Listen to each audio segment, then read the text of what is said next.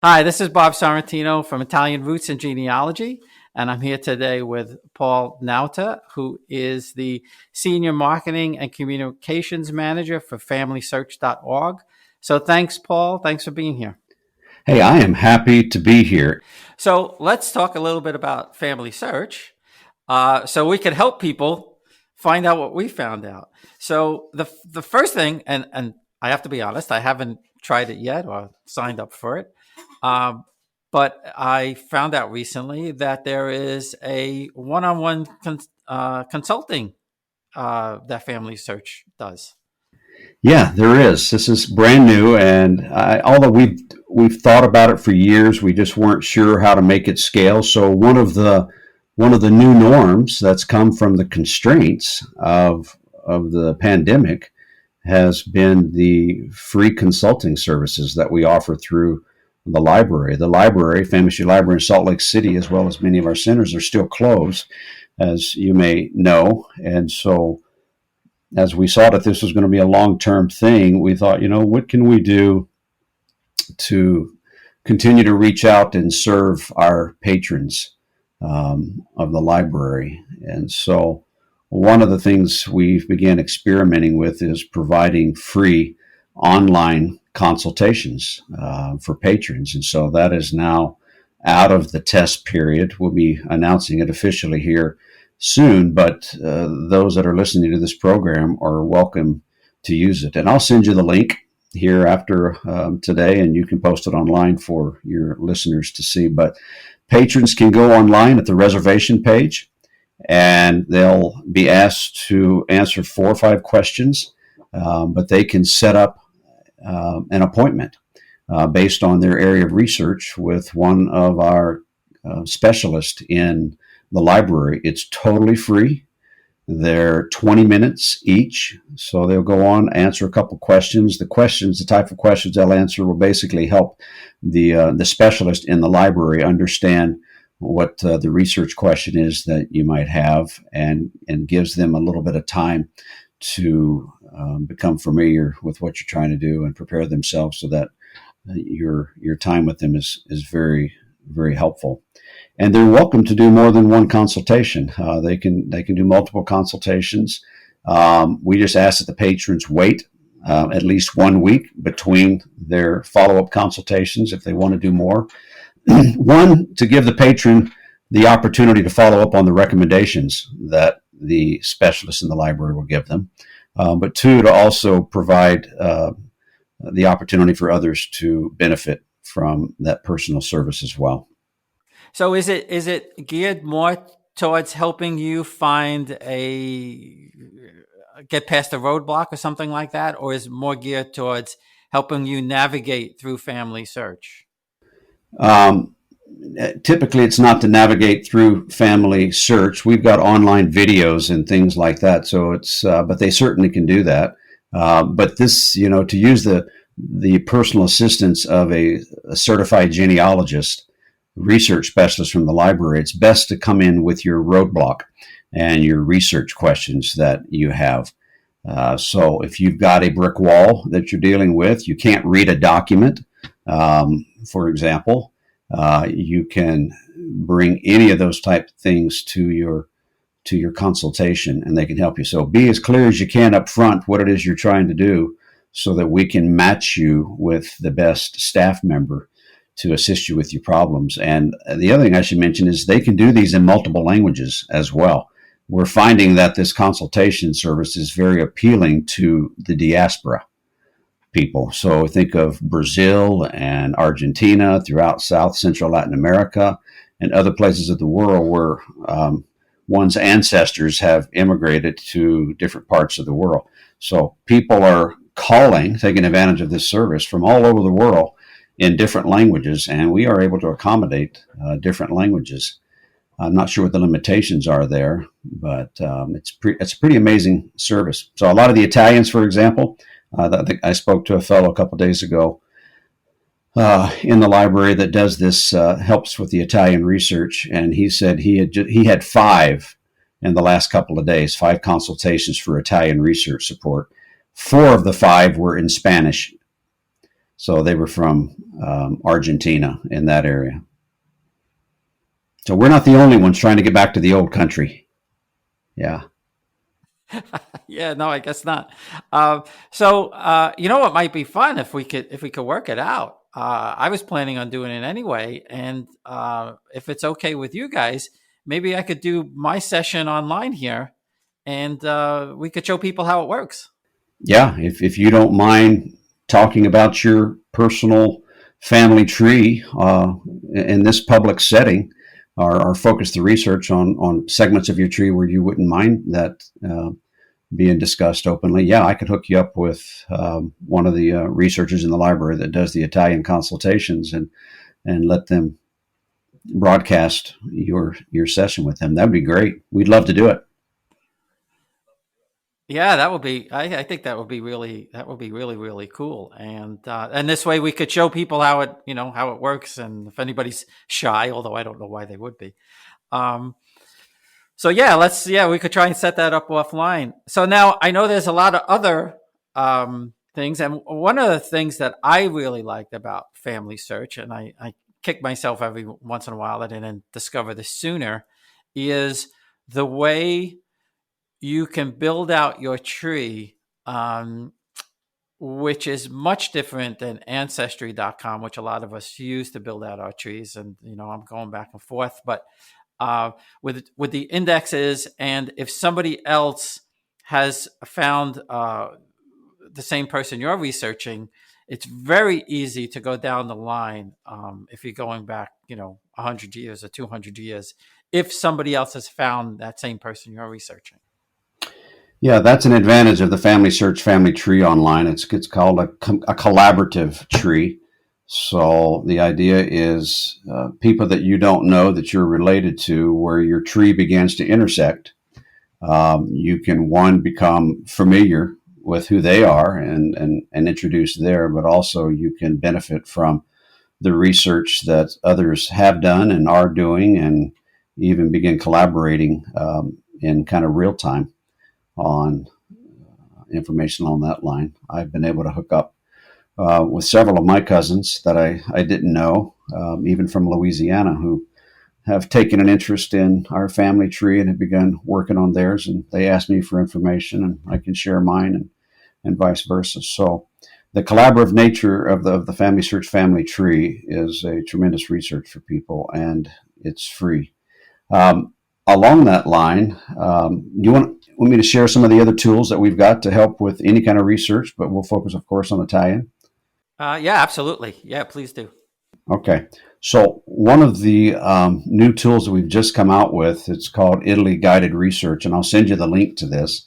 You can actually go to this page. If you don't know where to start, you are extremely new and don't have a clue, you can go to this guided research page for Italy, and it's very simple. It's going to say, do you know the province where the ancestor lived that you're searching? If yes, click on the province link.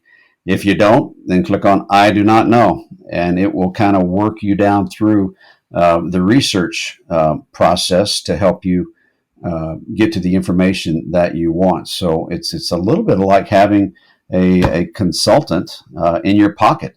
They just kind of ask you the right questions to guide you ultimately to the research that may or may not be online, or otherwise show you what the research approach needs to be. So the Italy Guided Research page, and I'll send that to you for your viewers. The other thing is our Explore Images feature. The vast majority of the Italian records on our site are what we call digital images only. So they've not all been indexed yet. So by indexing, we mean, hey, Bob can go in and type in the name of his maternal Italian great-grandmother and just type in a name and hopefully get a result set back in just a second from that search. That's to be able to do that, to type in a name and have it go out and search billions of records and bring you an exact result set back to match. That needs an index.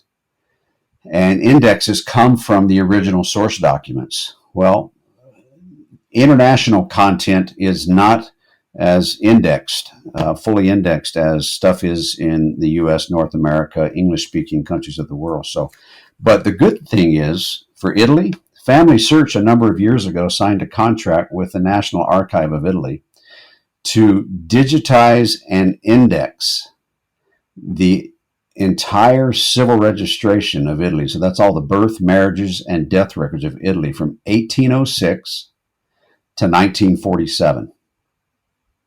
So that is about 180 million images, to put that into perspective, and over 500 million names of our Italian ancestors. So that digitization process is well underway. I think we've got around half of it digitized already, and those digital images are available online. So if you were to go to Explore Images on familysearch.org and type in the province or the city or the town where your relatives are from, it will take you directly to those digital images if we have digitized them yet online. If not, they're coming. And so that image explorer is pretty darn cool. And what that saves you from doing is having to make 10 clicks down through the catalog and to try to find them. The image explorer just takes you right there. And you can get right into the images of birth, marriages, and death records for your ancestors. And there's other records there as well. And Explorer Images will take you there. So that's something to consider. We also have country pages, a country page for Italy. And I'll send you the link to that as well. You can go directly to the country page for Italy and just see all the content that we have for Italy. So searchable collections. We've also got how-to videos that your viewers can watch, from beginner to intermediate level type questions you might have. We have the wiki that introduces you to other help groups and content that's online to work with your research process and help you solve your research questions and goals. The wiki is built by the community. We have people like you, Bob, or others who are specialists in Italian research that actually come online and add new tips and tricks all the time. So that's an area you'd want to be familiar with. And probably the last thing would be the Family Search communities online. There's the Family Search community, and I'll send you the link for that. You should join the Family Search community. There's a Facebook community for Italy, and it's monitored by Family Search staff who specialize in Italian research, as well as community specialists. And I'm going to tell you, I've gone out, people have sent me questions for their Italian research. I didn't know how to answer the question. I'd go out and post it on the Family Search community. Usually within 24 hours, I've got a response back from the Italian community on the Family Search community page.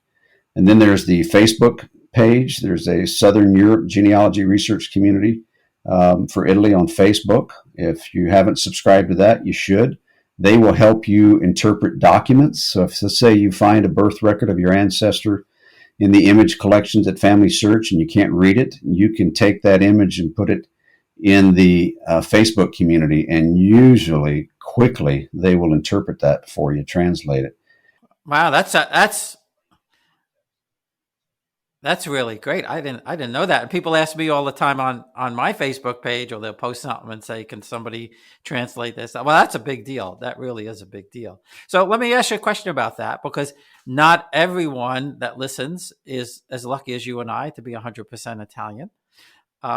So what are the plans for the rest of Europe, the rest of the world, as far as what Family Search is doing with getting the records from those countries? We'll be right back. Experience Italy like never before, traveling with a scheduled group or create your own bespoke tour with friends with philitaly.com. Pack your bags and follow Phil.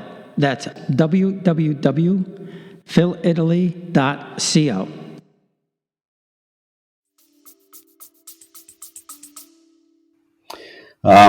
Anyone that knows Family Search will know that we've got records from all over the world. Family Search has records from over 200 countries worldwide. And we have 300 camera teams that, if it wasn't a pandemic year, we typically would have 300 camera teams that are capturing new records. And we try to focus on tier 1 records. That's a term that we use internally, but that basically means records that have the highest amount of genealogical lineage link content in it. So think of census records, birth, marriage, and death records, for example, records worldwide. So we, Family Search as an organization, so that we can do the most good, we tend to every year make a handful of countries our priority countries for the year, which means, we'll continue to gather records from a bunch of countries, but if we could take 5 or 10 countries specifically in a year and focus on it, the goal is to get like 20% of that country's tier 1 records published online to help people with their ancestors. So, and these numbers aren't correct, but the reason 20% is if we could get 20%, for example, of census records and birth, marriage, and death records up for a country, that means over 80% of the people that have a connection with that country through their ancestry will most likely have successes at finding information that they are seeking. So 20% is a magic threshold, if you will, that really helps people on a broad base to succeed. And we're not going to stop there. We'll keep doing it. But instead of spreading ourselves thin and doing a little bit here, a little bit there for 100 different countries a year, we try to pick a handful of countries where we can put a lot of content online. So, for example, ones that we've worked with in the past are the Bahamas and Canada and the Cook Islands and Denmark and Finland and Norway and the Isle of Man and Mexico, New Zealand, Sweden, the UK, the US, are all countries you're going to find a lot of information for. This year, we're focusing on American Samoa and Fiji and Norway and Puerto Rico. You'll find France and Brazil as well with a ton of information going online. So people will be surprised to see what we've got. And don't just search the indexes. A lot of people come to the site and they just go in and type in names and search, and they think, found some stuff but not what I wanted. The vast majority of Family Search's content is still in a digital image format. And that's why that Explore Image feature that I mentioned earlier is really, really important. Go look at the Explore Image feature. I'd be surprised if we most likely don't have the records that you're looking for. They just are in a digital format, and you have to kind of scroll through them. You can't search them by name yet. Oh, that's good to know, because I've done that, exactly what you said. One of my great-great-grandmothers is from Lucerne, Switzerland. Beautiful town, by the way. I've never been. I almost made it to Switzerland once, and then the trip got canceled. Lucerne is gorgeous.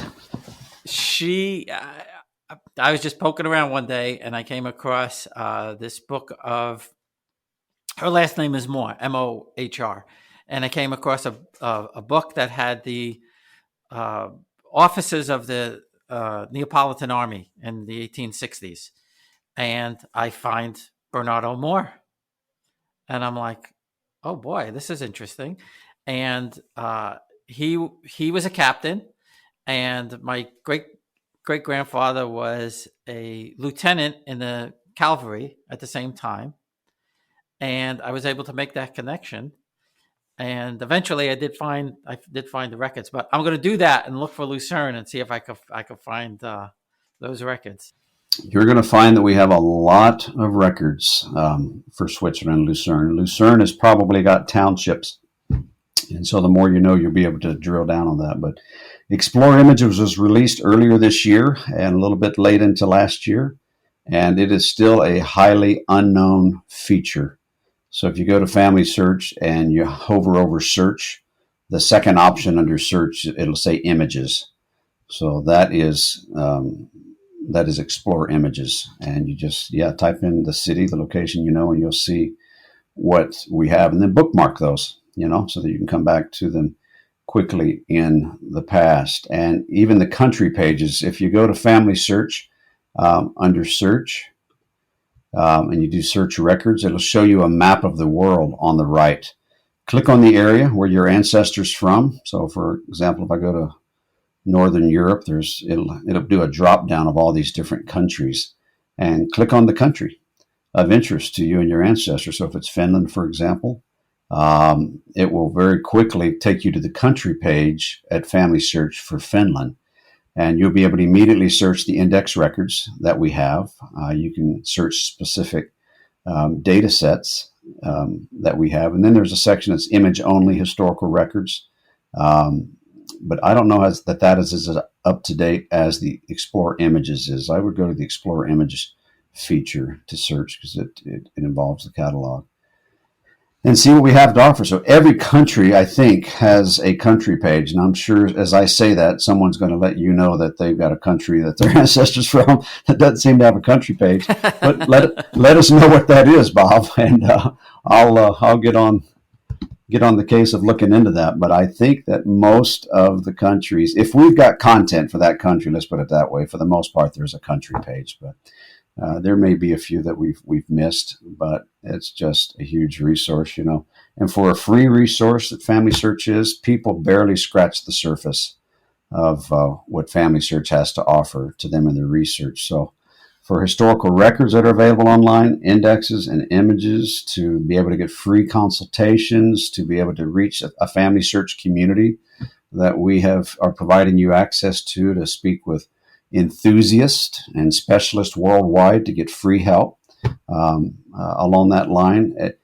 It just never ceases to amaze me how generous the community is at helping people. And I always learn something. Whenever I post something online for someone that I don't know the answer to, I am always amazed at the resources that they come up with and link us to and share with us. And the wiki has a lot of that information in it as well. It's a tremendous resource. So it doesn't matter. You don't have to be Italian. We apologize affectionately if everyone's not Italian or doesn't have Italian roots, but we know that happens to be the case. My wife says all the time, she says, you know what? The difference between those of you with Italian roots and other roots is that Italians are just nauseatingly loyal and in love with their roots. And she's right. I can't explain why it is, but we are just passionately in love with our heritage. And we tend to be obnoxiously in love with our roots. But my response, I said, is that a bad thing? How can that be a bad thing? I could vouch for that. I do the same thing with my wife. She says, "You looking for dead people again?" But when I find one of hers, she loves it. Yeah, she's Sicilian and Puerto Rican, so it's very interesting. Well, Paul, this is one of the reasons why I want to do this, because as I found out, I use very, very little of Family Search, and I should be using more. But I think this is a good start for people that are new or novices and want to find out what they're looking for. And this is the perfect spot for them to go to get the information that they need and to get the help, especially with that Family Search consulting. I think that's fabulous. Yeah. It was just right now, too, before the cat gets out of the bag, right? And the world finds out about that. Get online and get you some one-on-one consulting to get your bearings straight and some insight on where to start and what to do, and let them try to get through some brick walls for you. It's a lot of fun to direct people to that service. I've done that quite a bit now, just while it's been in testing, and I've asked them to let me know how it goes. And I've not had anyone that just wasn't overjoyed with the help that they were able to get. Everyone that, at least that I've referred, has been able to make a breakthrough or to learn something very, very helpful by meeting with one of the consultants. So yeah, take advantage of that. Absolutely. Well, thank you again, and have a great day out there in Utah, and we'll talk again soon. It's my pleasure. Thanks, Bob. Always fun to talk about family history and, of course, things Italian.